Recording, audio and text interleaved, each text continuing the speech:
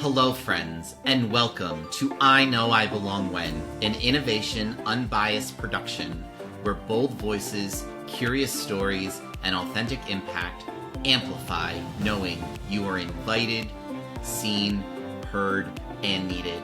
I am your host, Christopher Bylone, Principal Strategist at Innovation Unbiased. Subscribe now through your podcast player of choice to ensure you do not miss any episode.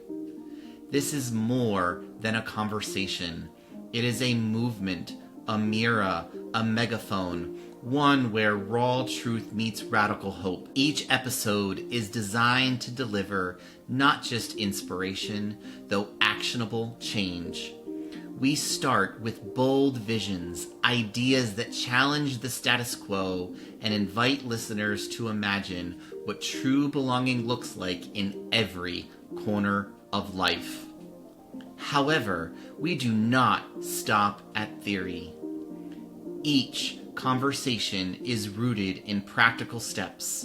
You will hear guests share the exact strategies, rituals, and decisions that help them move from feeling on the margins to claiming their space. Our guests come from all walks of life: leaders, learners, creators, and everyday change makers, each bringing their own story of wrestling with belonging. Whether it is navigating the complexities of workplace culture, finding acceptance in a new school, building trust in a local community, or forging identity in digital spaces, these stories are raw, honest, and unfiltered. We ask the hard questions. What does it feel like to be excluded, to be erased, to be underestimated? How do you reclaim your voice and your place? What systems and daily practices keep belonging alive so that it's not just a fleeting feeling, though a durable reality? You will hear moments of breakthrough when somebody realized, I belong here, and the setbacks that shaped their journey. From the boardroom to the break room, from the sidewalks to our living room, each episode explores the full spectrum of belonging. The joy of being seen, the pain of being left out, and the courage it takes to build spaces where every identity is welcomed, valued, and loved. We go beyond feel-good sound bites. Our conversations are rooted in radical accountability. Challenge every listener, culture leaders, and builders and shapers to ask, are you creating environments where belonging is not just possible, it's inevitable? And for those still searching for their place, we offer practical tools, real-life examples, and a community that says, you belong here. At the heart of the conversation is the belonging formula, which states belonging equals equity plus diversity times inclusion, raised to the power of accessibility, because access amplifies everything. This formula is designed to take the qualitative, hard-to-measure inputs and apply quantitative theory to ensure the solution is a steadfast culture of belonging. In this culture, each person knows their bold, authentic self is welcomed, valued, and loved, where their unique identities joyfully prosper and thrive. It is more than a mindset. It is a blueprint that explores where equity is the foundation, not a divider. The steps it takes to build diverse cultures where people do not just survive, they flourish. How inclusion becomes a daily commitment, not a checkbox. And why accessibility is not an afterthought. It is the amplifier that makes belonging possible. Since belonging deserves intention, not improvisation, our conversations follow a structured approach. First, we say names. Names carry legacy, power, and identity. Honoring them is the first act of belonging. Inspired by Always Christopher, Never Chris, we start by getting names right. My friend John Ferguson, and someone who reminds me we are playing the long game, explains this wonderfully. And I'll tell you one thing that I think about. So my wife's name is Juve, and her name is harder to pronounce because she's like, you have the easy name, John.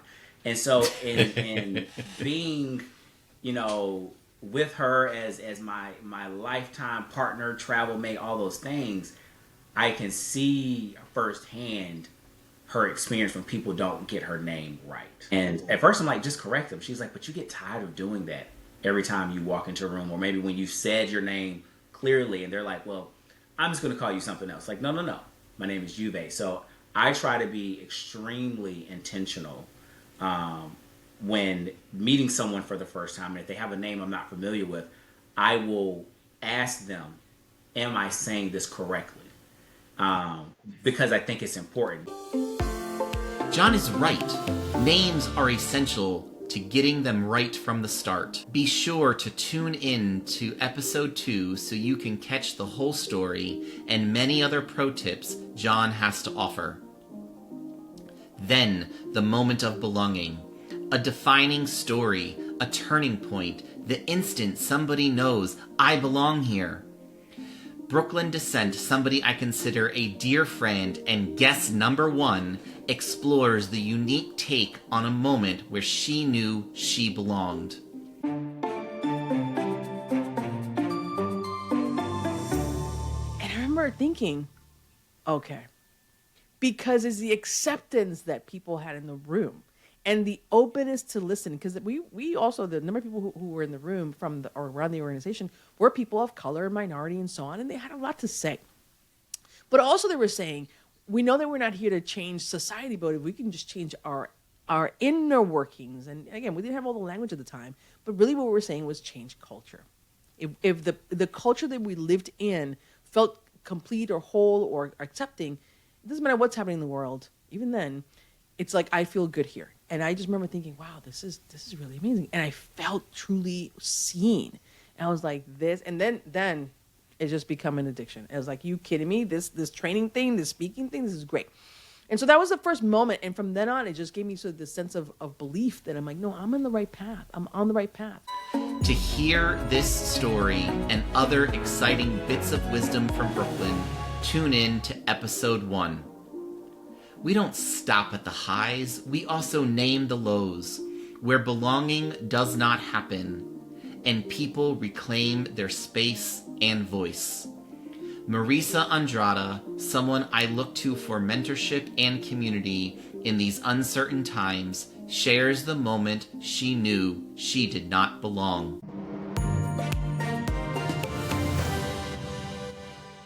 So I'll finish telling that story. It was a Fortune 50 company back in the day. There's 2 places where you can go work if you want to make it in your career in business. And I remember sitting down with my manager, my leader, like probably the first 4 to 6 months. And he says, congratulations, Marisa, you are a high potential minority. And I thought, oh, so not a high potential leader like the programs that we run in HR for the people that we serve. Now I'm a high potential minority. Like, it was very specific. And so I'm like, you know what? I'm not going to look a gift horse in the mouth. They're going to invest some development in me. I'm going to go to an extra class, which I told you was called Efficacy for Minority Professionals. And I remember the very beginning of the class, 4.5 days, we all flew to a city. There were like 25 of us young people of color sitting in a room who were high potential minorities. And I remember it was this black dude and this white woman standing in the front of the room with a flip chart. And he took this pen and he had a blue pen and drew these diagonal squiggles down the flip chart. And then he took a green pen, arrow down, same direction of the stream. And he goes, this represents a river or a stream, and this represents the current.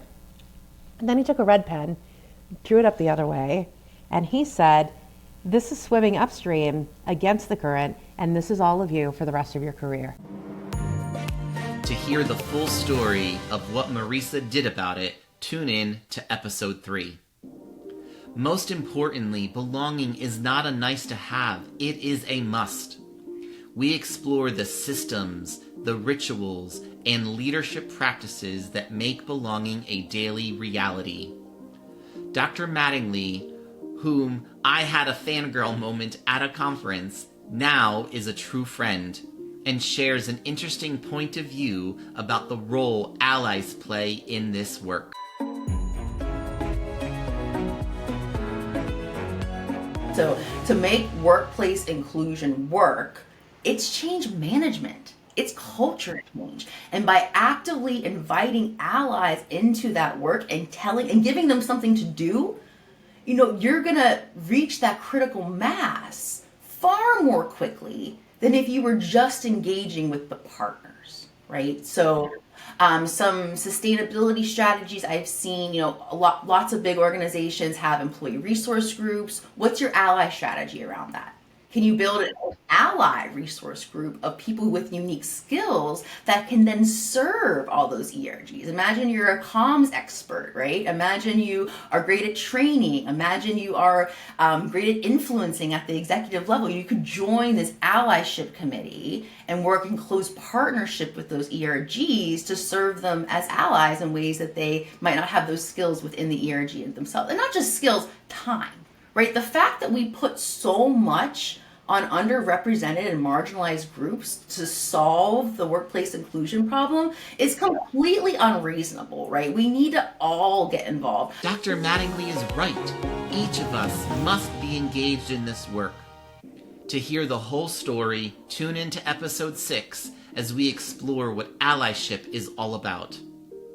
Friends, these are just 4 short examples of the guests that will join us in season 1. If these stories sparked your curiosity about understanding belonging as an outcome, please follow the show so you don't miss the thought-provoking wisdom each guest shares week after week. To close out each episode, our guests are asked to finish the statement, "I know I belong when." And because as the host, I want to lead by example, my own answer is, I know I belong when my unique, bold, 33-foot out in front of me personality is not only welcomed, it's celebrated. This has given you a glimpse into what this podcast will achieve. It is for anyone who has ever asked, do I really belong here? And for every leader who is committed to creating and sustaining a culture where you can knowingly answer, do I really belong here, with a yes. We believe that belonging is not a destination. It is a practice, and it starts with listening. Subscribe now to I Know I Belong When, where bold voices, curious stories, and authentic impact collide. New episodes are posted weekly, and we want to hear from you. Finish the sentence, I know I belong when, and send us a voice note. Your story could open a future episode. Thank you for listening. Hopefully you will tune in each week. Know that your bold, authentic self is welcomed, valued, and loved. And until next time, remember, you belong here.